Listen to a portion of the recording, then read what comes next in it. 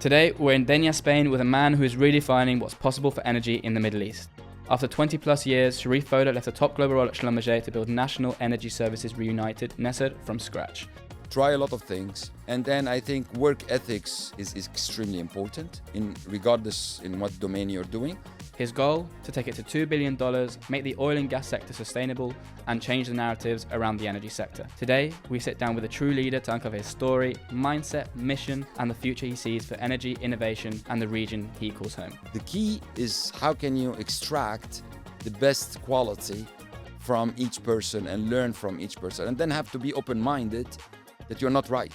When you are in something and you think it's the best thing since sliced bread, it's not true. I had that very high palpitation, and then I decided, okay, if I die, the last thing I want is to be in an ICU and then a wheelchair or whatever. So I said, okay, this is most probably stress. So the best thing to do is I'm gonna go and run. Today, $1 billion plus company operating in over 15 countries, listed on the New York Stock Exchange and rising as the national champion of MENA. You have to walk the talk, lead by example, do the same thing all the time, and be fair. Do not get stuck in something you don't like for 5, 7 years because you're scared. Take a risk.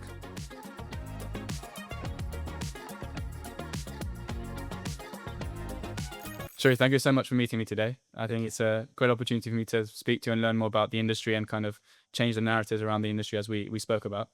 But first, I want to kind of get to know you a little bit better. I know you have a very strong kind of business persona. When I look online, it's, pure business, serious. So I want to know, from your own words, who is Sherif Foda kind of beyond that business persona? How would you kind of describe yourself and to the world in a way? Look, I mean, I've been obviously in this business for a very long time. I started my life in Egypt. I was an engineer, and I worked to Schlumberger, right? And I spent a lot of time in Schlumberger around the world, traveled so many places. And then obviously in 2017, we decided to leave and then create the company NESR. I'm married with 3 kids, traveled the world. I would say I spend most of my time in planes and in countries rather than in one place. So, yeah. No, I kind of want to speak to you about what my first impression of you was originally when I first started looking at NESR and of course came across your name. What really interested me was kind of a few things that kind of stuck in my mind, which I wanted to tell you about. The first was the fact that you quit Schlumberger within an hour, I think. I don't know if that's the true story, but I want to ask you about that. And also the other thing which stuck with me was the story of when you were in Oman. I think due to lack of sleep, you had heart palpitations or something. And, instead of going to the hospital, I think you decided to go on a run on the beach and kind of let life take its course. okay. And I think if anyone doesn't know what Schlumberger is, SLB is one of the big 4 in oilfield services. You were there for 25 years and held lots of important positions. So I want to know, what does that say about you, about how you look at life and how you approach life on a daily basis? So look, I mean, I have a bit of a philosophy of what I call what the hell, WTH, right? So wealth, time, and health. You will never have the 3 at the same time, right? Wealth, time, health. Right? So you have to try to obviously prioritize and get the best 2 out of any time you are in, right? So the story of Oman is basically, I mean, obviously I don't sleep much. So I had that very high palpitation. And then I decided, okay, if I die, the last thing I want is to be in an ICU and then a wheelchair or whatever. So I said, okay, this is most probably stress. So the best thing to do is I'm gonna go and run, which is, I looked online and I said, this is the worst thing to do. If you have a heart attack, you're gonna die immediately. Right. Yeah. And if you don't, then it's just a stress and then it will pass. So that's how I look at it. I'm gonna decide to run a very long run. If it passes, that means I had nothing. If it doesn't, then it's done, right? So actually, I sent an email to my wife and the kids. This is where everything is. This is if I make it in a couple of hours, then ignore that email. If I don't, then take these actions, right? So go talk to that person. You're gonna get this. To go to that person. This is my pension. This is my thing. So because I want to always maximize the time where you can do things, right? Where you can accomplish things, where you can make an impact, where you can have something meaningful, right? So And the last thing you want is to have time that passes without doing anything. Or, God forbid, you lose the health. And that's something we cannot control, right? You can try your best to do the best thing, to eat well, exercise, etc., but you still can lose the health, right? And that's something that is you can't control. But time and wealth, you do control. And a lot of people run after wealth and they lose everything else. Despite the fact when they have a lot of wealth, they already lost the time and they don't have health. So you're not going to do anything with that wealth, right? So the combination of the three is tough, but I think that's basically the philosophy I've been using since more than 20 years. And tell me about leaving Schlumberger, that story as well, because I think what a lot of people in life struggle with is like kind of taking that step into uncertainty, you know, whether you don't know whether you're going to succeed, you know, whether you're going to fail. Tell me about that story. Yeah. And how So look, I mean, the one thing that I always even give advice to even my kids is that you have to love what you do. You have to have a big passion of what you do, because that's when you accomplish. Don't just do a job because you have to do a job. Obviously, when you're young, you have to work, you have to study, you have to, and not everything you will be in love with. But try to have always a passion that you love it, right? And in Schlumberger, it's something that I love, right? So I love the company. I loved everything they did. The philosophy was fantastic. The way we recruited people, the way we promoted, the way we trained, everything. And once I was at that time, I was like 45, 46, and there was some kind of direction. I was obviously executive and an officer of the company. So some of the direction was not 100% what I would like to do. But I love the company and I wanted to stay in love with the company. But I said, if you want to make a move, again, back to your, what the hell, WTH, the time is not on your side now. You know, you're mid 40s. If you're going to start a new company, you need to do it now. So it was a weekend. And I said, okay, tomorrow I'm done. And I'm going to start something. I don't know what it is. So I left without knowing what I'm going to do, right? But I said, if you're going to do something, you have to do it at that age. Because after that, you cannot start a company at, obviously you can. There is a lot of people start companies at 60s. Of course. So, but that's basically the decision I took. And there was definitely a macro story where basically he said, you know, in the Middle East, you need to have this kind of strong multinational type company that comes from the region. If I can mix it with a publicly listed that nobody did before, it gives you as well this kind of first. And when you do something that you are the first in doing it, you know, it gives you a bit of satisfaction, right? No, of course. And I think I also want to ask you what drives you day to day, because I feel like from reading up about you, I feel like that your mission is kind of on one side personal, but also like you just mentioned the idea of like creating a company which can lead and demonstrate what the Middle East can do. Yeah. So what kind of drives you day to day? As you say, you're never in the same place. You're here, there, going everywhere, but you love what you do. What is it that drives you day to day to move around and do what you do? So look, I mean, the number one is impact of people life.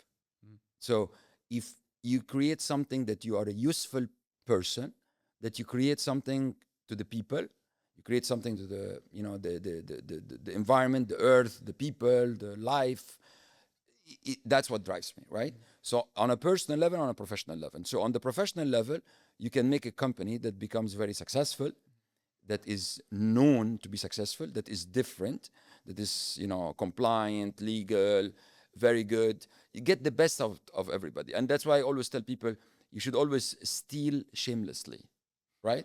Meaning, steal shamelessly, meaning get the success of everything, put them together in one recipe, and it becomes something very unique.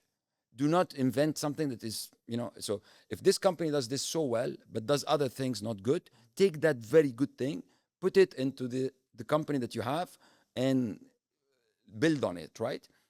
Then the thing that gets me a lot is that impact on life. So today, for example, like NES, we have 7,000 people, meaning those people have jobs, they have their families, they educated their kids, they traveled the world, they went between one country to another, and then they are belonging to a company that is making a difference. because we are technology, we research, we do a lot of things, but at least you have an impact of lives because you created that all these jobs and all these people, and they rally after the mission, right? So that's what you have to do. It's not about money. It's about you have a mission, you create it, you make something different. And then you take the stuff that is wrong and eliminate it, right? Like, I wrote an article about it, is, in my opinion, the CEOs and they make ridiculous amount of money and their impact is very limited. I mean, it's not limited, their impact is good, but it's not proportional to the money they make. And the people, some of the people in work, we go and fire, I don't know how many thousands of people just to keep the stock option or something for 3-4 executives. This is very bad, right? Very bad management, very bad governance, and I think we need to reset that. But anyway, back to your point, on the personal level, that's why I'm in a lot of, if you like, charity that makes an impact as well. It's not a charity, okay, everybody can go and give to the poor, but can you create jobs and life-changing matters to people? And that's why the focus we have on that part is on women and children in the MENA region, for example. Why? Because they are undermined in a lot of places. They don't get the same quality or the same balance of wealth. Can we make something out of it? But it's not like just give them money. It's exactly like, the famous, instead of giving them a fish, teach them how to fish, right? Yes. So can you make a lot of social enterprise making an impact? That's amazing, right? Mm-hmm. And the third part is the stuff that we do a lot on the climate and earth and biodiversity. And I think, again, that's a passion that I have, that I think making that impact makes a difference. Okay. Now, you've mentioned a lot of things that I want to speak about, but sure. I think in order to understand you a bit better, it's interesting. Like I mentioned when I sent you that voice note, I'd like to know about your background as well, your earliest years. I think when I look back at how I think now, my life compared to yours is quite short, but I can see certain moments, certain people in my life that have even a long time ago have shaped how I think and how I live. So what can you tell me about your early childhood growing up in Egypt? Who are the people you think have shaped you, the experiences, and what was that like? So look, I mean, obviously I had I would say, privileged life, I could say, a good life.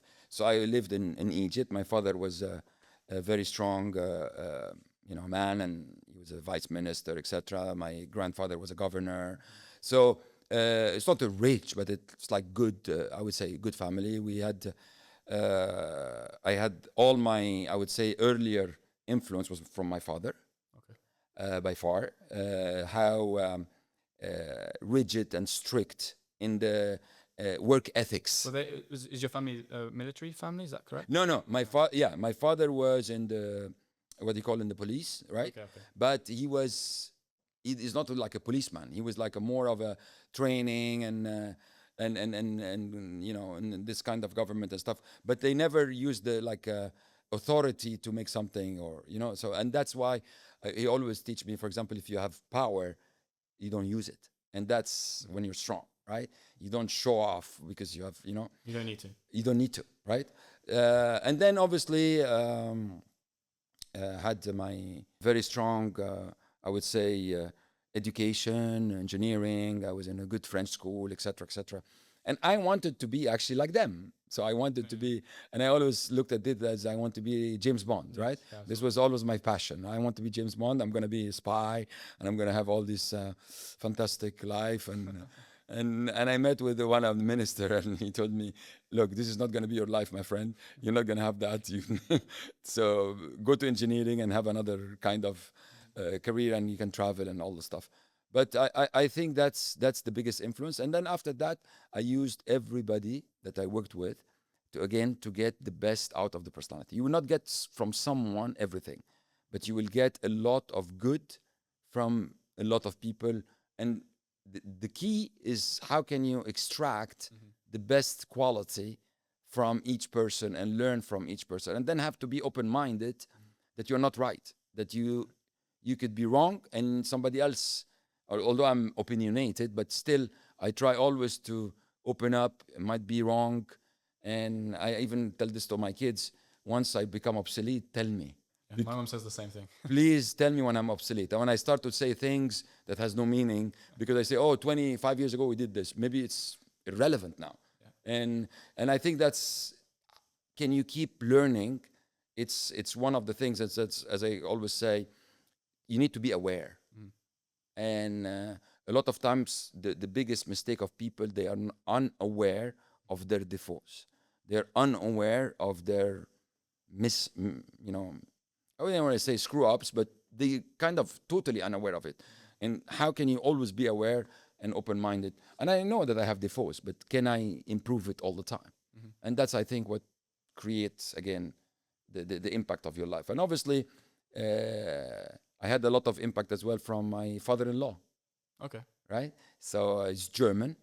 And I liked as well that Germanic way of looking at things. Again, work ethics, very correct, very ethically straight all the time, without saying, "Oh, I'm religious, so I have to be." No, it's like, they do the right thing all the time because they want to do the right thing, and that's very, very good quality. Especially as well, he's always a very kind person. So yeah, he's my best friend. So anyway, but I think, again, you have a lot of influence from people. I had a lot from my grandfather as well. So that's what shapes your personality when you're young. And then when you grow, then obviously you keep learning and changing. And I think the one thing that I always really appreciate is the travel that I did in my life, right? So I lived in more than, I don't know, 20 countries in 25 years, right? And traveled to almost 80 to 100 countries. So you learn a lot, you open mind. All the stereotype or the cultures thing that people say about, oh, this country is all like this country is all like this country is absolutely not true. You have the good and bad in everywhere, but you learn a lot from that culture and knowledge of other people. And you become tolerant as well. So to someone like me that's obviously starting out in my life, I'm 23, hopefully going to go and do big things. What would be your advice to someone like me in my position, whether I'm in energy or not in energy? What do you think are the foundations of success and growth in a way? I think, again, you have to be passionate about what you do. To make sure that you love what you do, right? And if you don't change, do not get stuck in something you don't like for 5, 7 years because you're scared. Take a risk. It's okay. Life is risk. I took a risk all my time. Take a risk. Something that you think it's, no, this place is bad. I'm going to lose. Don't. When you're young, take a lot of risk. There is nothing to worry about. Take the risk. You don't have a family. You don't have people that rely on you. So take a lot of risk. Try a lot of things. And then I think work ethics is extremely important, regardless in what domain you're doing. But I think once you do the right thing all the time, you will get rewarded at the end. Right? And I think, as I said, if you always look at the time, because a lot of times think, it's okay, time passes, no problem. Well, it becomes too late. Believe me, if 20 years, when you're young, it sounds very long, very big. When you are at my age, no, it passed way too quick. I remember very well when I was 25, when I was 30, and now all of a sudden it's gone, right? So make the best out of it. Yeah, I think you've mentioned it quite a lot of times, that tolerance for risk that you have, obviously when you set up NESR. But I think for a lot of people, that's easier said than done, kind of going past, like I mentioned before, that kind of first step of uncertainty. What advice do you give in that respect when people don't know what's on the other side, but mentally you have to reframe it into, if I fail, it's not failing, but it's just learning, How can people make that change? This story about the grass is greener on the other side, right? So if you love what you do, stick to it, right? If you don't, take a risk. Because yes, there are a lot of things. When you are in something and you think it's the best thing since sliced bread, it's not true. And a lot of people are in company, oh no, this company is the best by far. Because culturally, what you do in companies, you brainwash the people, which is very good. You should, because once you have new blood, newcomers, you brainwash them. That's the best, because then they are passionate about what they do. But maybe they are doing something wrong, or not something wrong. Maybe they are in a company that's not that special, not that exceptional. and maybe when they do something else, it becomes very good, right? So, like for example, my own son was in a very very big investment banking firm, and he's young as you, and then he decided he had a passion to do protein bar, Oh yeah. and he decided he has this. He's 23. He makes like 150 grand or something. I mean, he has a very good job. Lives in New York, and he said, "I'm gonna quit or will take a leave out, and I'm gonna start something." And I said, "Are you sure?" And we talked. And he said, "If you love it and you have a passion for it, maybe you won't succeed financially, but go ahead and do it." Yeah. And he did it, and now he's been trying to do his company or whatever it's good. I mean, if it's successful, maybe he become very successful, and somebody buys his company of this protein bar, and the guy become 25 years with $200 million, maybe, or maybe it doesn't work. So what? I think it's worth taking the risk, especially when you're young. It's easier, and I took a risk on when I did the SPAC, which is, if you look at it from a hindsight, 80% of SPAC fail, so only 20% succeed, even less. So touch on wood. Obviously, we had a lot of problem, but at least it did work, and today the company is one of the largest in the Middle East. Yeah. No, and before we talk about the SPAC and the birth of NESR, I want to ask you about kind of your journey into oil and gas and energy. Of course, you said that originally you wanted to be a James Bond, and I guess you kind of live a James Bond kind of lifestyle, moving around everywhere. But I believe you started working for Schlumberger on in the Red Sea on the rigs. Yes. In 1993. So tell us a bit about that experience of what got you to energy, and when was the moment you actually thought oil and gas and energy was your passion? So absolutely zero. Oil and gas. So I studied electronics engineering and computer science, and I worked for the whole IT system. So I did IBM, ICL, all these computer. For before going 2 years. Yeah. Yeah. 2 years. So and 91 to 93, I moved to 3 companies, and I was recruiting in the American University for new engineers to come to the company. And I met someone who told me, "Why don't you join the oil and gas?" And I said, "Okay." And he told me, "This is the lifestyle, which is exactly your lifestyle. You're gonna travel the world. You like this adventure life. You go to the rig. You can spend I don't know how many days. You don't sleep and all the stuff.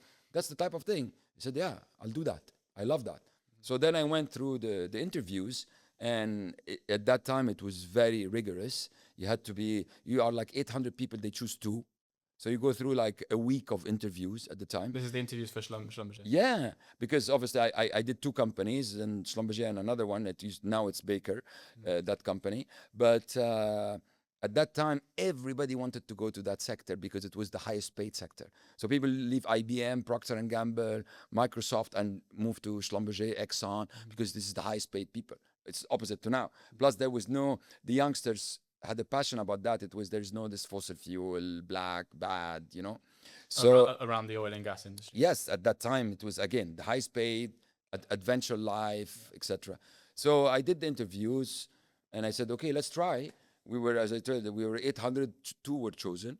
So, and then they sent me to the Red Sea, and I was absolutely in love. This was like the James Bond of the oil field. So then I said, "Okay, this is fantastic," and then I wanted to always break the records, which is now basically it's almost illegal right now. The amount of time. So I spent 78 days offshore, right? And this was the record on all the rigs offshore, and I was in love with that. And obviously at that time the sector had a lot of if you like older people, and they were all from Texas, so they never used computers. So I used to go and help the company man make his computer system, etc. So everybody was in love with me when we were young, because they said, "Oh, we get this guy from Schlumberger that knows how to do computers," right? So I was really, really, I loved the job. I loved the work. I had no problem of staying so long, not going home, not staying with my family, etc. Until I got promoted, and they sent me to Germany, and which was like, wow, Germany and then went on from there.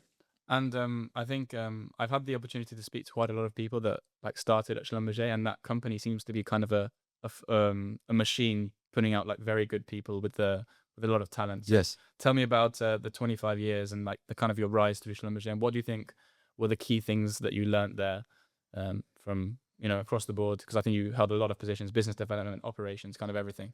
And how important was that to where you are? Look, I mean, the whole philosophy of I think that made Schlumberger such a different company than anybody else is that philosophy of recruit where you work. The talent exists everywhere. Get the best talent of every country, you're gonna get the best people. And then give them equality of package. There is no West and East package. So if you are an Indian guy working in Europe and an American engineer working in Europe, both will have the same salary. It has nothing to do where you come from. Okay. Where you come from it makes a difference as an engineer in your country, your home country. When you are international, everybody's equal. And everybody competes based on meritocracy. So the best you do, you're going to get promoted. Not because you are the cousin of this guy or this guy likes you, you are this race or that race. And I think that philosophy that they adopted from, I would say, the 70s, it was before anybody else. And I think that what created that challenge and the diversity which give the strength to the company to become what it is.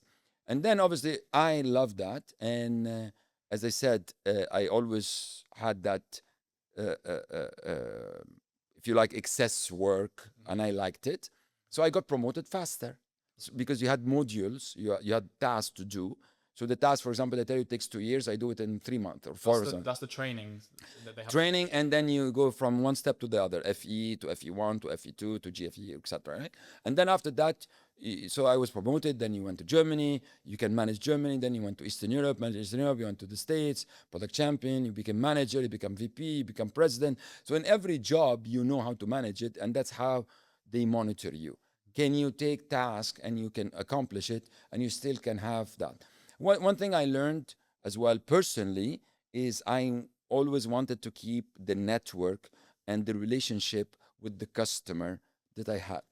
And they are not just customer, they are my friends. They are my family. So that creation of a family liaison or union made me having a huge network and a lot of good friends. Yeah. Those people became ministers, CEOs of these companies later on.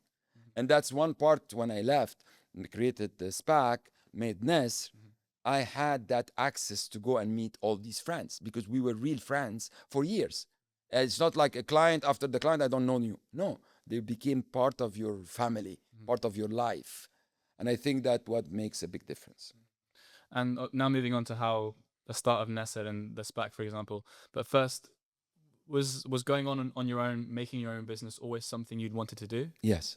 Yeah. Always. And that creation of, you have this entrepreneurship when you are moving in a lot of countries, which I did when I worked with Schlumberger, because I was in Oman, I was in UAE, I was in Saudi, I was in headquarters. So you create that satisfaction, but still it's not your own, right? Exactly. So when I did when the idea came and I was in an event, because I didn't understand what is a SPAC, right? When I left, I didn't know I'm going to do a SPAC.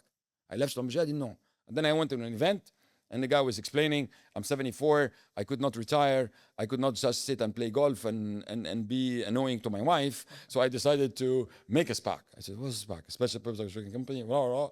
So you go yourself, you go promote yourself to New York, you raise money, and then the company exists, created, then you put companies inside of you. I said, wow, this is an amazing. Yeah. So this becomes the first Middle East company because I'm an enabler to combine companies and create something so big. Yeah. So can we create a company that is $2 billion? Why not? We create a company that is $2 billion revenue. The market is 20, I'm going to become 10% of that company. Let's do that.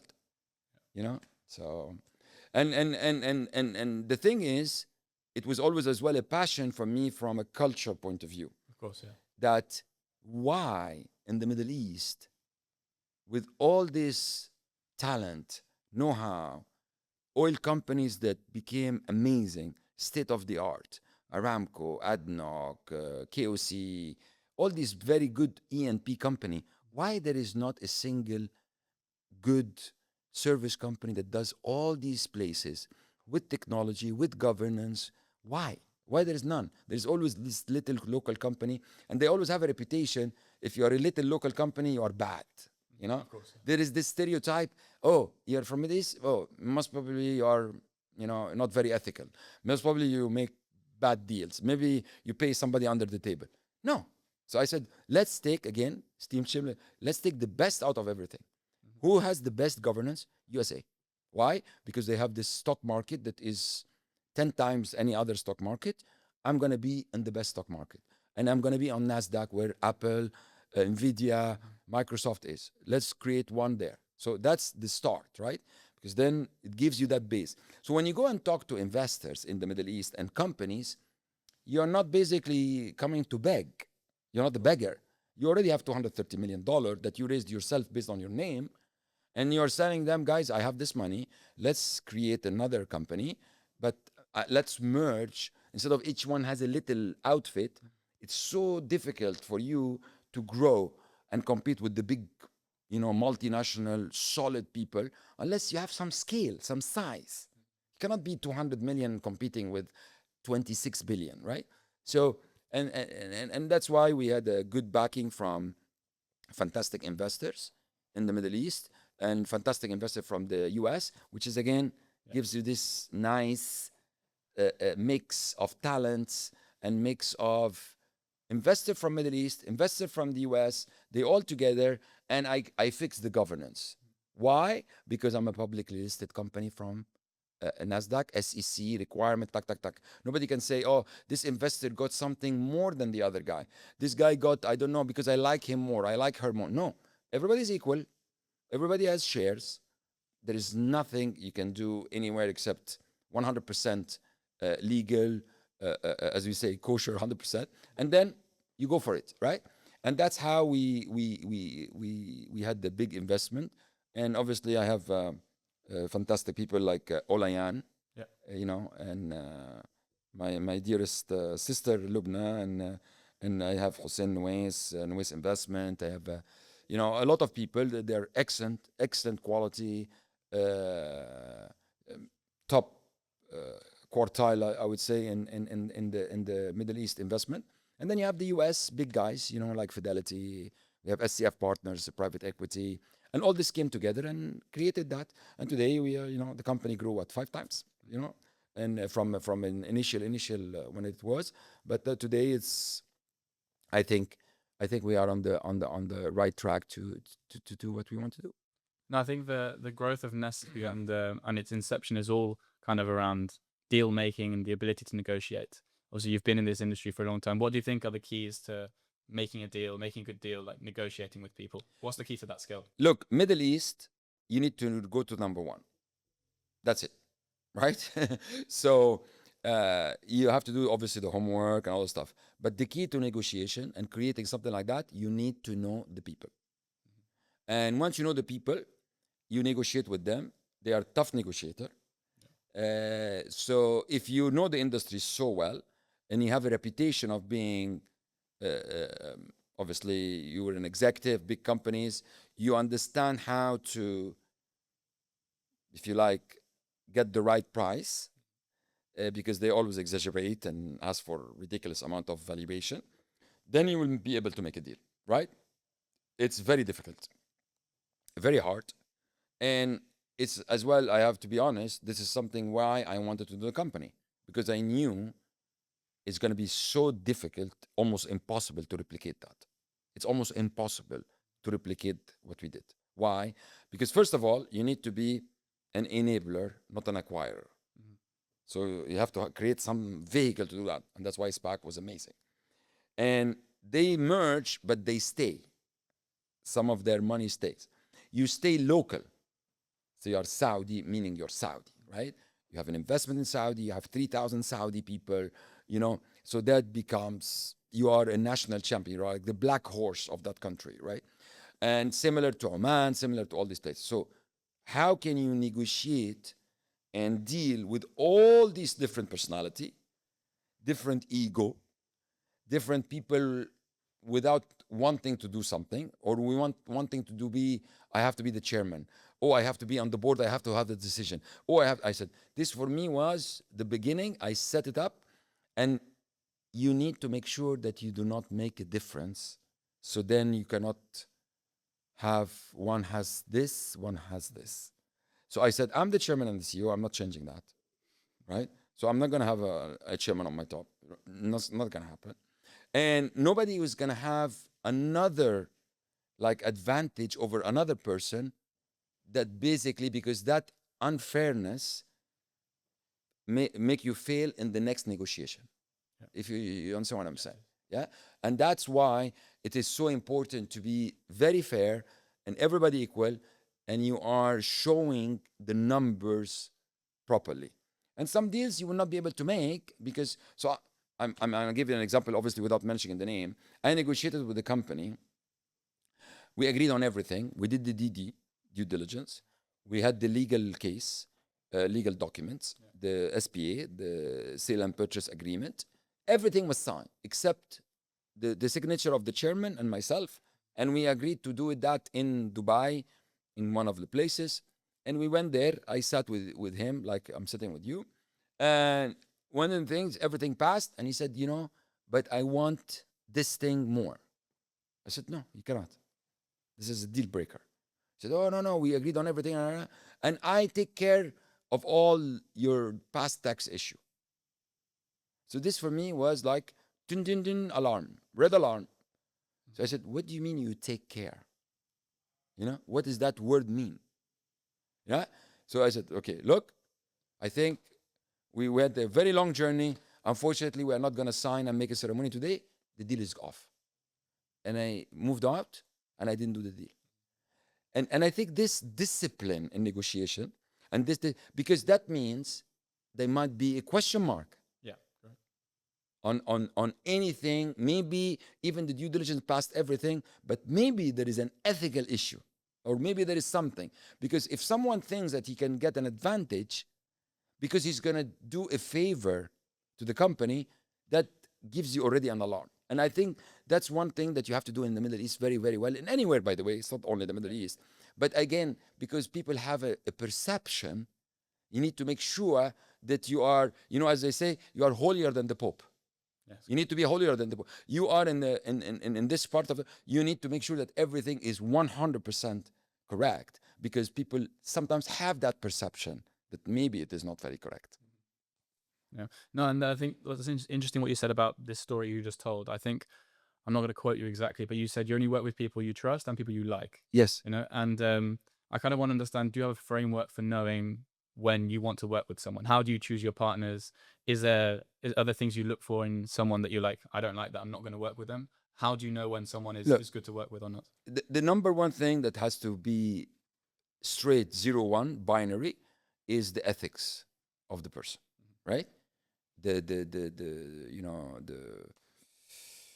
How to make sure that that person is 100%, he's dealing, everything is ethics. Then we start with, the chemistry would work, will we be able to open up, etc.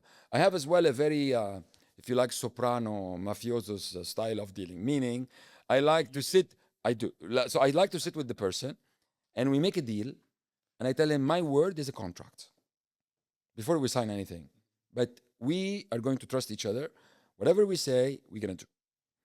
And if I feel that for a couple of times, you say, yes, 100%, but always this doesn't happen, I don't continue. Because I know things is going to go bad, right? So you have to have that kind of, I would say, gut feeling, and then perception, and obviously intuition. You have that. You've been in the business, I've been in the business for long, so the guy, the person is not really saying the truth, or he's going to say something, but he's not going to really continue till the end, right? And that's for me the beginning of it. So you don't do that, well, let's not do partner. We're going to fight. We're going to have a legal case, for sure. Because even when everything is perfect, things go bad. I mean, people have to understand that. Things go bad. things never go as planned from day one. Things will always change. And during the, if you like, the challenging time, people change. They are very happy when everything is hunky-dory, beautiful. You know your friends during problems, Bad times. not during good times. So, and I saw that in when we had the problem, which we were shocked when we had this issues a couple of years back, and how people change, and how people change course, and how people change attitude, and how people became very selfish, despite the fact we had to be extremely open and extremely solid to be able to take the challenge and pass to the other direction. And talk to me about leadership as well, because of course, I think particularly in the oil and gas industry, which is a very volatile industry, we saw that this year with barrel prices went all the way down to I think $59, and then with the possible the closure of Strait of Hormuz, it looked like it might go to 100 plus. What do you think are the keys to leadership in an industry where you really don't know what's going to happen from one day to another? And of course, like you're saying, with how people change, what do you think are the keys to Look, I mean, the key for the leadership in problems is you have to be with your people. And the people, your team, have to feel that you are part of them, and you lead by example, which is a key. You have to lead by example. Lead by example in action, not in talks, right? So for example, that problem happened. The first thing I did, I was there, right? So, and I went to Saudi Arabia with my biggest client, biggest operation, and I told them, we are here, there's nothing, and I'm going to take care that I have resources available, I have chemicals, I have support, and I sat with the people, I did a town hall, guys, we are here, we are together, we are going to be with the client.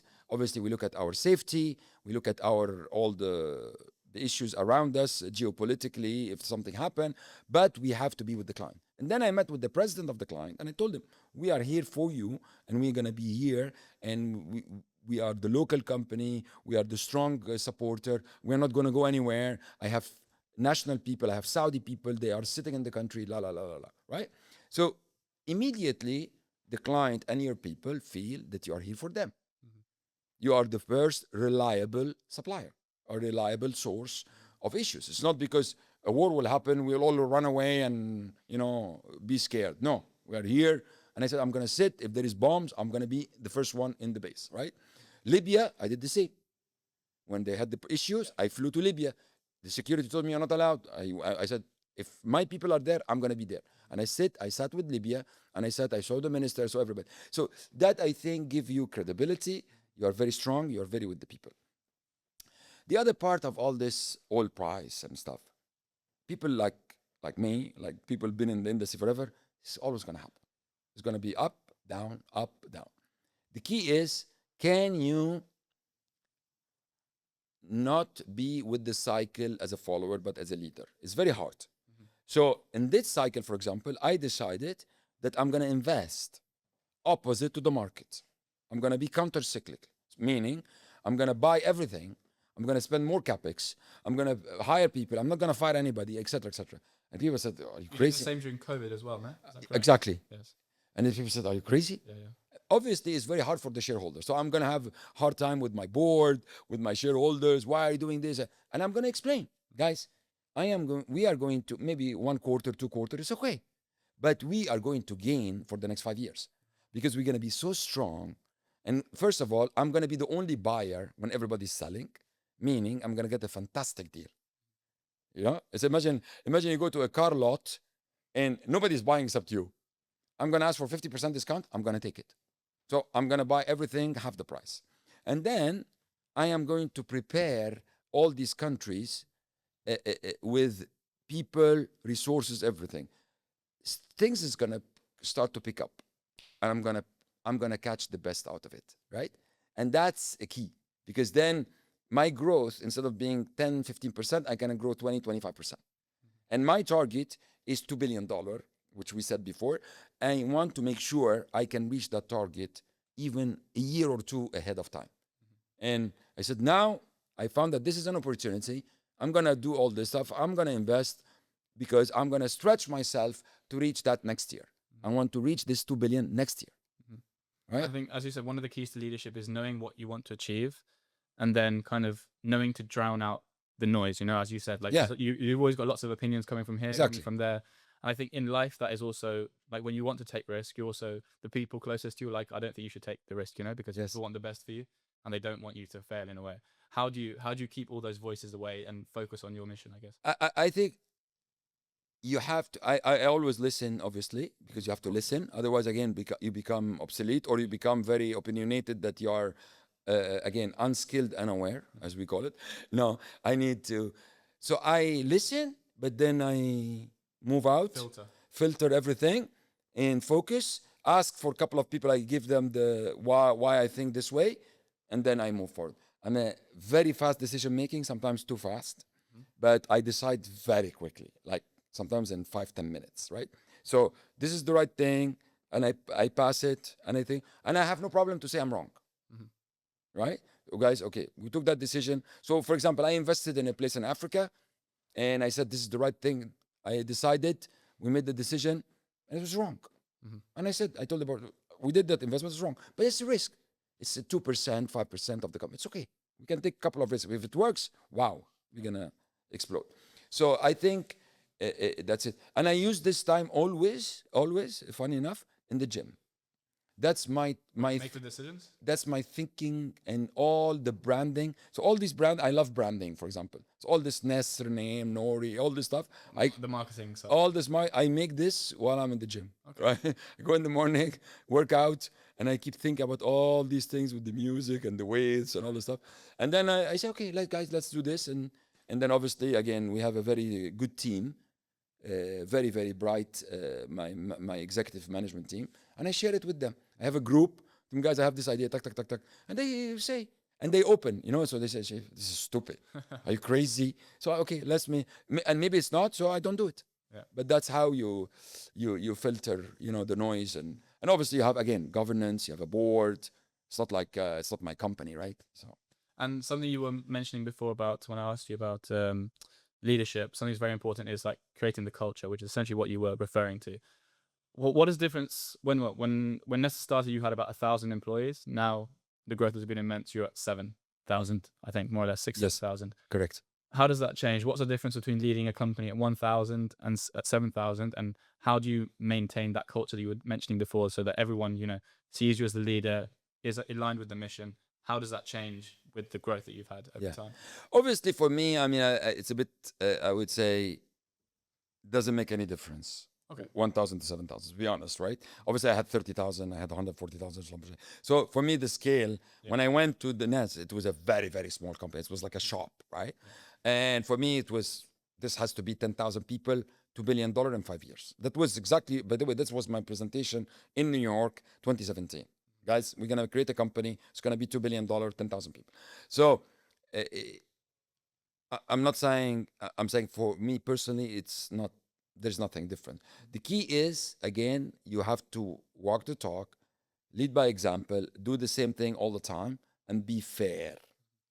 Once you do that, believe me, the culture of the company, people understand it, believe it, know it. And I give that example, which is, and I think it's very important, is this compensation. A lot of people misread that. And I think when the CEOs and all these people make, for example, the stock of the company, and I created a culture where I said, we are not going to be all like all the American companies where only the executives and the management gets stock, everybody else gets nothing. I said, no, it's a meritocracy. Everybody from the driver, the operator, everybody contribute to the company. Everybody has the right and the ability to get up to 200% of his annual salary in restricted stock unit. It's not only a privilege to the CEO and his team, right? And so that means everyone that works for you has a stake in the company. Exactly. Is that correct? Yeah. Okay. So then you create that culture that this is my company. Because some of the guys have today, 200,000 stock. And they are not executive. Because every year they perform. And I said, the criteria is very simple and it's going to be transparent. It's your potential, your performance, and your results. That creates the percentage, and based on that, so somebody tells me I didn't get anything for 5 years. Yes, because you have no potential. You do your job, and you go home. There is nothing wrong with that, but you don't expect that we're going to give you something more. This is an additional. You get stocks of the company without paying anything. But the problem with this in most of the companies, if you look at the study, is the CEO. Because the CEO of these companies makes 1/4, 1/3, or look at Elon Musk, package of 29 billion. I don't know who, package of I don't know why. I mean, you're amazing, you're very smart, but you do not deserve to be 3,000 times the median employee. I'm not talking about socialism or capitalism. On the contrary, capitalism is right, and you have to create that thing. But why you have that difference? So I said, okay, I'm going to create something in the beginning. I'm taking 0. From the beginning of the company until today, 0. I took 0. Not a single stock from the company. And all these stocks, I don't forfeit it. I don't give it back to shareholder. No, I give it to the employees. So we said this amount, we're going to create all the pool, the management team, the people, the workers, everybody. The top 100 gets the stock that is supposed to be given to the CEO every year. The shareholder think I'm stupid. Or some people think, oh, there must be a trick. Yeah. He's not doing that. There must be a game or whatever, right? I don't think anybody cares about it except the employees. Some of them really sees it. And they see, wow, look at the difference. This guy, I don't know, ex-CEO made, I don't know, 70 million in stocks. And we fired 50,000 people. I mean, it's ridiculous. Yeah, I saw the article you wrote about, right? About that. But you call them rock stars, right? Exactly. They are not rock stars. But I'm saying, back to your question, this culture make the people belonging, make the people loyal, make the people think that this is NESR is my company. I'm going to make NESR better than anybody else.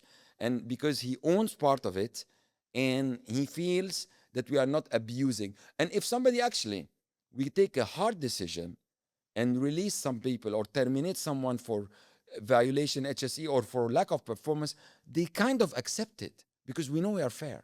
We didn't treat you bad because we don't like you. No, because you didn't perform. And we want to keep that space for somebody else who will perform. Very interesting. And also, on that point as well, what is your kind of simply your definition of success? Not only on a kind of on a business level, what's success for NESR, but also what's success for you? Numbers. Numbers. Yeah, that's what I've got written down. Numbers. Numbers, not feelings. 0. Gut feeling means nothing. Numbers. KPI.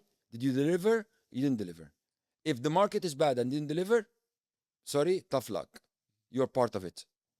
You cannot say, oh, I did everything, but, God forbid. Yeah, fine. So we are all of us in that bad situation that is not in our control. However, we cannot get compensated for it. Obviously, we do what we call like a soft landing to be easier because, the whole, like COVID or something. Yeah. But we cannot just say, oh, we are amazing, we get everything. No. So, and the numbers makes 0 discussion. Yeah, they don't lie. So we cannot say, I did this, but I worked so hard on it. That's what I always call it. I used to tell the people, I don't like the present continuous verb. Working on it, doing my best. I'm trying my utmost, means nothing. I don't like the word would or should. Yeah. Exactly. Nothing should be like it. Nothing or anyone owes you anything. Exactly. So I hate when people said like this should have been like this or I should have won. Exactly. You didn't win. You didn't win. It's over. Yeah. You play a game. I did my best. Okay, you lost. Instead of saying I lost. So just say the word that is correct. I lost that game, which is fine. Yeah. Next time, but you cannot get compensated by losing the game. Yeah. And on that point, what's your view on like personal responsibility? Because what you mentioned there is, not making excuses. And even if, for example, something like COVID did have an effect on you not reaching the KPIs, ultimately you're the person in charge or you're part of that. So basically looking at yourself before looking at the surrounding kind of ecosystem at why it went wrong. What's your kind of view on that? Not only from a business perspective, but also on a personal level. But if you announce publicly your results and you announce publicly the performance of yourself and your key executives, everybody can read that.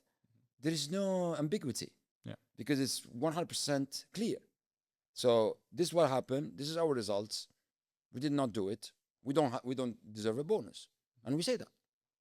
And the part when I felt, for example, like the 2 years where we had a problem, I forfeited as well my compensation as bonus. Not only my stocks. I didn't take stock. I didn't take the bonus because I think I'm responsible. Even if I'm not directly, but still I'm the boss. So I should be responsible. When people read that, they're fine. And some of them gets compensated and you're not, they even feel better. Yeah. And that's how the fairness, success definition, all the stuff.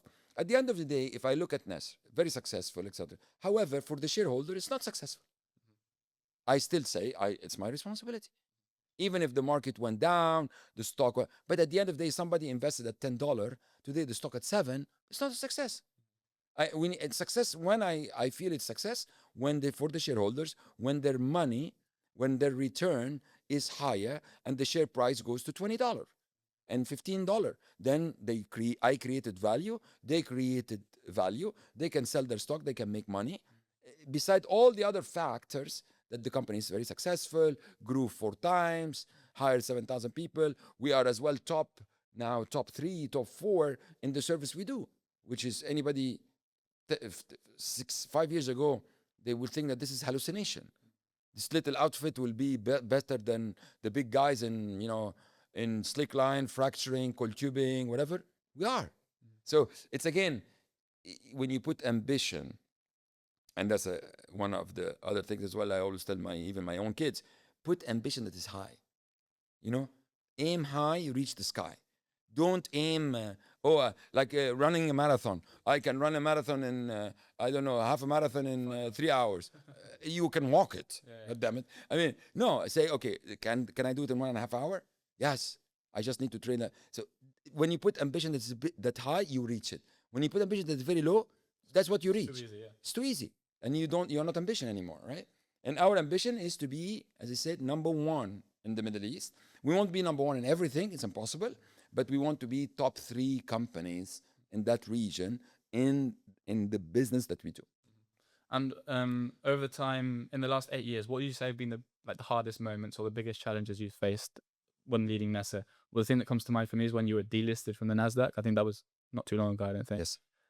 Tell me about that, and how do you manage those bad moments and also those good moments? How do you keep a level head in those, in that? So look, this has been a life experience. I never imagined in my entire life that I would ever go to something like that.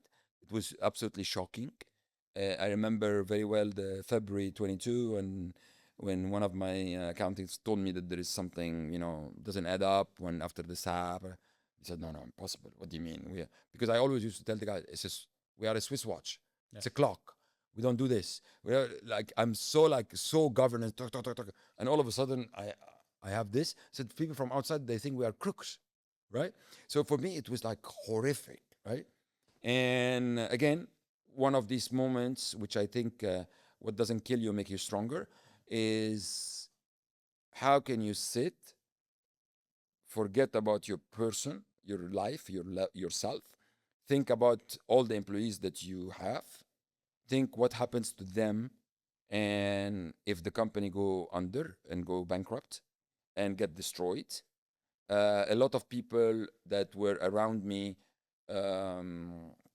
unfortunately, I discovered that they are not as good as I thought.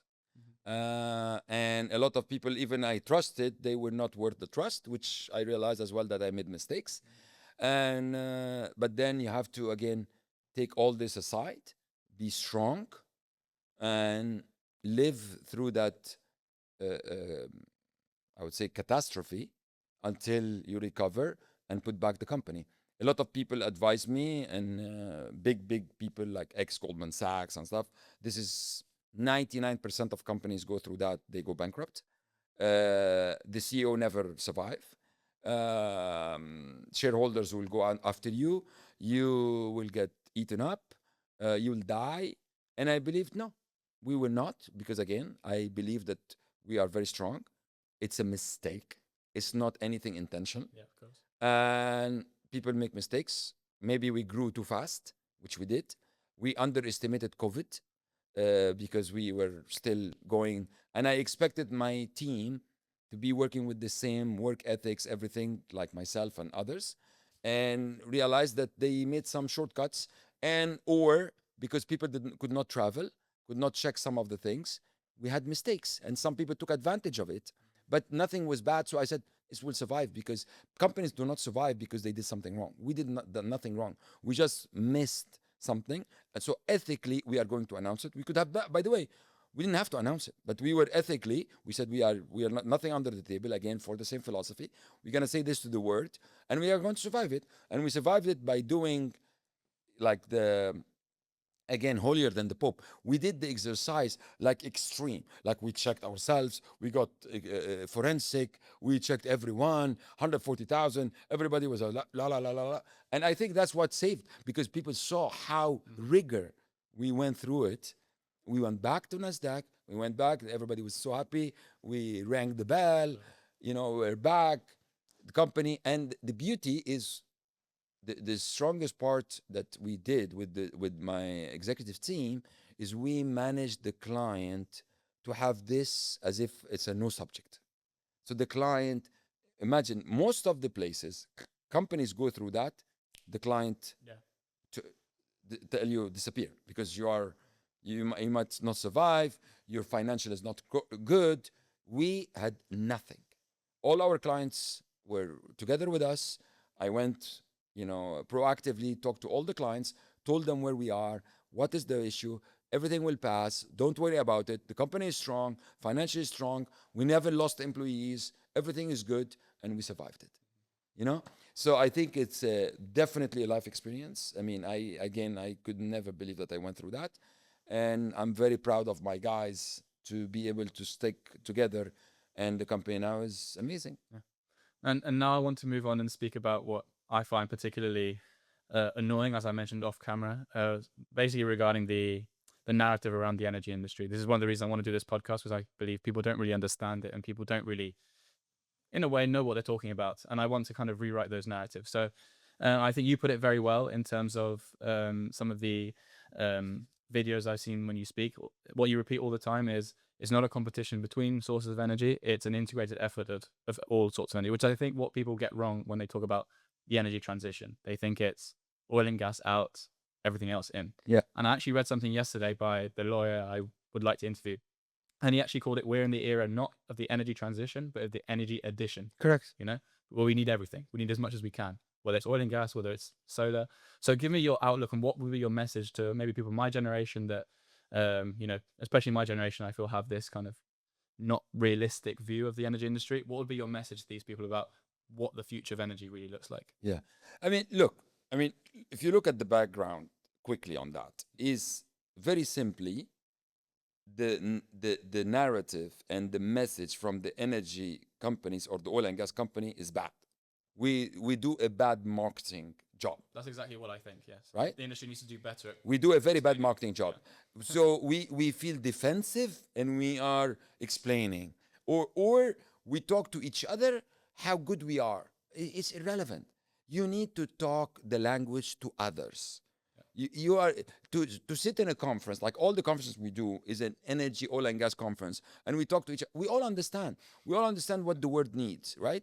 But they don't. So explain in a language that they understand. For example, when we say how many barrels per year person use in the developed world, right? 12 to 13. In the US is 21. That's your lifestyle. Your light, your beautiful heating, the cooling, all the stuff that you live. Not excessive, but that's what you need. And the other people, like in Africa, in some places in Asia, they use 2. Why you think everybody will be happy with 2 barrel and everybody else? That is what we do. So if you take that math balance, you need solar, you need wind, you need everything together to be able to live with the same lifestyle for everyone, let's say at 6 barrel equivalent, whatever kilojoule you want to put, whatever, right? That's the energy you need per person to live well, to be able to go to school, again, cooling, heating, driving. And what we should do, the 21 should go to 6, but the two should go to 6, right? So the excessive people, like the people that are, they don't care, they have no notion about energy efficiency, leave the light on, never switch off the AC, use I don't know what cars and 12 cylinder. No, they should go. You should take all the energy efficiency to lower because of the climate. Again, I am a believer of a climate change. So you should make sure do not use excess and be responsible. And the energy companies, the oil and gas companies, should be responsible as well in producing in a way that is very ethical and very good. So don't flare bloody gas in the atmosphere. Don't throw water and dispose and don't care what happens to the biodiversity. Don't destroy the underground water. All this good governance and good ethical and good climate. However, explain to people outside, because now you are proper company, you don't destroy and you don't dirty the ocean and the oil and everywhere. Then you explain to them that narrative about what is the energy per kilojoule, what do you need, and then explain as well, not because politically is wrong, the stuff that is doesn't make sense because of affordability. Today, are you okay to pay 2,000 euro a month in Spain? Beautiful Spain we are in now. 2,000 euro per month electricity bill? No way. Yeah. But that's what it costs if you're gonna go, for example, to hydrogen. Yeah. Hydrogen today is a experiment, is a technology that needs a breakthrough, but it does not work. The molecule does not work efficiency wise. It doesn't work. So now I need to work on all this good stuff and then make it happen while we are doing things that are good.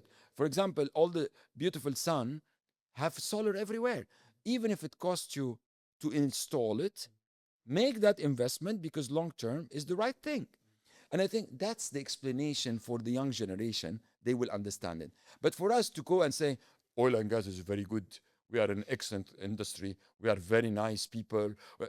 No, it doesn't work. Yeah. You need to go and explain, we did wrong things in the past, and now we are doing it in the proper way. However, guys, this is the energy you need. So you need the gas, you need the oil, you need everything. In addition, we are going to develop all, and I think now oil companies do a good job in that. I mean, you listen to a guy like NASR, CEO of Aramco, amazing, right? And he explains it very well.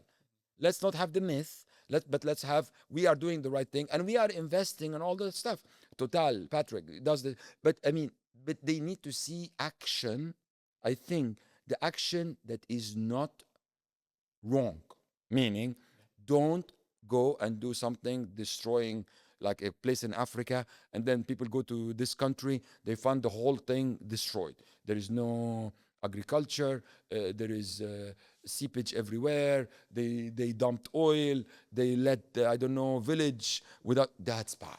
Like, but if you do a lot of responsibility, like what you call whatever, CSR, ESG, and see that influence on the people, I think the youngsters will believe you because you are making action that really makes a difference. And I think part of the reason there is this kind of confusion is because the different governments of different countries are taking complete different stances. For example, an example I have is the UK government, the new Labour government came in last year. They banned drilling in the North Sea. Yeah. But for example, someone like New Zealand, they're reversing their ban. Yes. You know? So I think people that are looking into the industry are like, what the hell is going on? One people saying yes, one people saying no. But because it's politics. Yes. Let's be honest. My question it's politics, as I told you. It's politics, it's election, it's votes. Mm-hmm. So if you are in a country where the green and all the stuff, they are not educated, they don't understand the magnitude of affordability and all the stuff, but you don't have time to explain to all these people. So the best thing to do is to make something that gets you the votes. Let's be honest, right? I'm not a political person. It's like common sense, right? That's what they do. And that action, when ban and all the stuff, so that's what I'm saying. Make the rule that is climate friendly without doing the ban. Best example, disposal offshore fluid. Norway, back in the day, said what?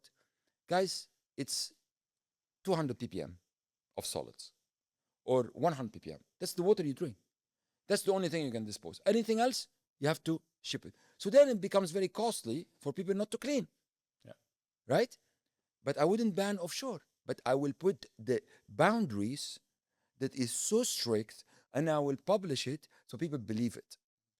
People go to places like, in Africa, even if the rule is very strict, they go pay the person something, dump all the stuff. That's bad. Don't do that, because then your reputation is gone. So I think this action, what you say, UK, it's political. But you can make all these things based on very strict rules. Then if it economically doesn't work. Like, for example, Brazil. If you are in the Amazon, you're not allowed to destroy any of the biodiversity or deforestation of the place. Well, if the company goes and say, for me to drill there, it's going to cost me, I need $70 oil to break even, I'm not going to drill there. So be it, don't drill there. And I think that's what we should do. Like Alaska now with Trump and Biden, they change it. Why you change direction? Make the rules so strict. Oil company will look at the economics. Does it make sense to drill there? Taking all the precaution of the environment and the biodiversity. It doesn't, then it's not economical. Then I'm not drilling there. At the end of the day, it's a business, right? So it's all business. It's all, I can tell you, the equivalent of the hydrogen today, for people to understand, it's $400 a barrel. Green hydrogen, 1 barrel of cost you of hydrogen equivalent yeah. to get the same power, kilojoule, is $400. Are you going to pay $400? No. Blue is 200. Are you paying 200? No. That's it. People want to get below 70. They want the gas to be $5. When the Russia-Ukraine happened, and that was the biggest example. $60, people went to coal. Germany, that is the most one of the most environmental friendly countries, went to coal, which is don't touch. That's the catastrophe. They went. Why? Because affordability. They're not going to pay $60, $80 spot market of LNG, right? So for the environment, what's the best thing to do? For example, I mean, again, if you take the politics aside, is you need to make a deal with Russia, because Russia to Europe or gas is the best, is the cheapest. They have a line. It's the environmentally least impactful, is the direct gas, instead of having LNG with ship going back and forth. Again, if politics is aside, there is a lot of smart decision to be taken that has nothing to do with, and is good for the climate. No, and I think something else I want to touch on as well is how the oil and gas industry can be a part of decarbonization. I think when you put those two concepts together, people are confused. How can an oil and gas company be part of the decarbonization? And I'd say that because you mentioned flare, you mentioned water. I think if the industry put these things out better, it would be very interesting. So, for example, I think you said 1 barrel of oil, 8 barrels of water. The amount we can do with that water. Yes. I think people don't realize that fact. 1 barrel of oil, 8 barrels of water, and that water can be used for agriculture, mining. It can be used for drinking. It can be used to make green hydrogen, as you're saying. So kind of give us a bit of it's the economics. Again, today this is easier said, but the economics is expensive of bringing in that kind of technology. That water. So what you need to do, which is, for example, what I'm doing with Enabler, is can I make this economically? And if you become a very savvy and very health conscious and very climate conscious, you will try to find a way to make this economic. So the technology we need to develop, make this economically, so we don't dispose water at that scale, and we use it. And once we use it, we can commercialize it and then advertise it, right? Like the shale in the US, when people went against it, then now people is okay with it, but it's usually Texas, it's all the southern state. You don't do this in California, for example. So why? But Texas, what we should do, we should make something out of this water and then advertise it, not because people ignore it, then ignore it. No, advertise it, then you will be credible and people will believe you. And in the same way, you need the infrastructure of the energy companies to decarbonize. So the people that will decarbonize the oil and gas sector and will decarbonize even the other sector, what we call the hard to abate, the cementing, somebody needs to have infrastructure, pipe, all the stuff. The only people that have that and have cash are the oil and companies. So if that's why I think they did this from COVID, from the, sorry, the COP27 and COP28. If you are part of the problem, you are part of the solution, you will create value. And that's, I think, more and more now, people are getting the oil companies to be part of the conversation. Of the conversation. They are. I mean, obviously now, because again, the narrative now has been net zero is not going to happen, 2050. Now people are in that mood because obviously, again, Trump and the whole thing. But I think it's going to come back. And more responsible people are looking at that, not because this is going to be on pause, nobody cares. No, you are part of that, and that will make a difference. Because the last thing you want as well is to go and destroy the earth and the planet where we live. We need to be responsible. So we need to take action that makes that reality. And is this, I wrote this in my newsletter that I wrote a couple of months ago. Is it correct that you want decarbonization to be like your NESR's largest value stream by about 2030? Is that, Yes. Is that correct? Yes. Yeah. That's, I think, how are you going towards that? Is that achievable? I mean, again, you take a very big ambition, same story. Will it happen? At least I'm working towards it. I'm dependent on the client. I am not dependent. If I break in and I get technology that makes a difference, it will happen. If I don't break in with any technology that makes that happen, so I'm investing in 8, 10 technologies. We need to make them economically. If they are not economically, nobody's going to adopt them. Nobody is going to pay for water more expensive than the water that they take just because they love the climate. They won't. Of course. So we need to make sure that this is economic, at least at par, and then we talk. And that's why I'm like now in Saudi doing a lot of projects on minerals, lithium. Whatever. So if I can get mineral out of this and I can sell it and I can make this and then becomes a carbon circular economy and economic, people will take it. It's all about business. It's all about economics. I think people need to understand that it's time as well. You know, it's Yes. time, and these things will come, and that's why we need oil and gas for 50 to 100 years more. Absolutely, absolutely. As again, because you will have 8 billion, then 10 billion people. Where are you gonna get the energy from? Yeah, and I think also, I think people forget literally the word energy transition. Transition as a word means, you know, over a prolonged period of time. Absolutely. Where people want it like that. No, So nothing goes like nothing. If you want to go to the gym and be strong, you can't just go. It's the best example is look at coal. Coal percentage went down from the total energy, but as an absolute, it never went down since 1800. And that's actually shocking to a lot of people. We use the same amount of coal as an absolute number all these years. We never went down. We went down as a percentage of total energy need. But as an absolute, we use the same coal. And coal should be banned. I didn't know that actually. That's very interesting. Yeah. And one thing I wanted to ask you, you mentioned Saudi as well. You were at the meeting with when Trump was there in May. How much of an example do you think Saudi is for the Middle East and also for the world and for the energy transition? Saudi is, I think, the best example of having the resources. They don't need to do anything. They could actually be the worst climate people. And on the contrary, they are the best climate people, despite the fact that they have the best resources. So they want to be the best in energy. They want to be the best in oil and gas. They want to be the best in solar. They want to be the best in decarbonization. They are the lowest carbon footprint per barrel and all the stuff. And that's amazing. So again, when you have power, you do everything right, despite the fact you don't have to. But that gives them the great credibility. And that's why a lot of the projects that we are doing today in decarbonization and in innovation, we're doing them in Saudi. And I've got 2 more questions before we finish. I want to ask you, give you the opportunity to kind of give us the vision for NESR going forward. You're still wanting to reach that $2 billion mark. But what about beyond that? And also you personally, I think you're 55 at the moment, is that correct? Do you see yourself retiring at any point soon? So the second part is easy. No. All right. I cannot retire. I don't think so. I enjoy what I'm doing. And I like to be very busy, and I like to work 17, 18 hours a day, and my brain works.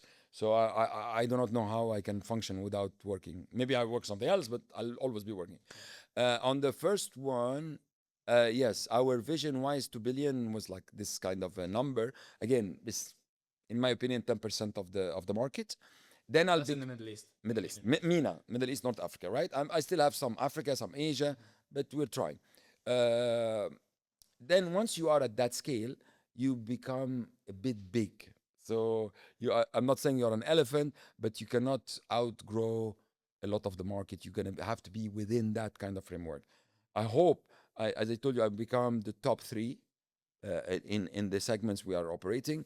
I have a lot of technology where hopefully it will break through 26, 27. I would love to see the NIDA to be $500-600 million sector. Then NIDA, for people that don't know what it is. it's a decarbonization segment, right?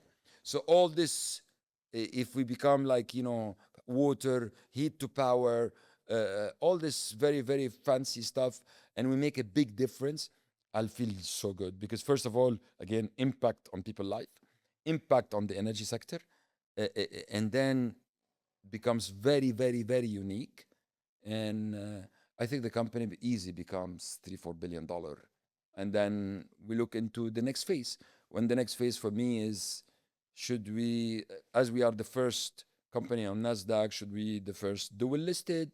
Should we be between the Middle East and then North America? Should we get bigger people? Should we merge with others? Should we do some, there is a lot of other things we can do. Again, there will be obviously board, there will be shareholders.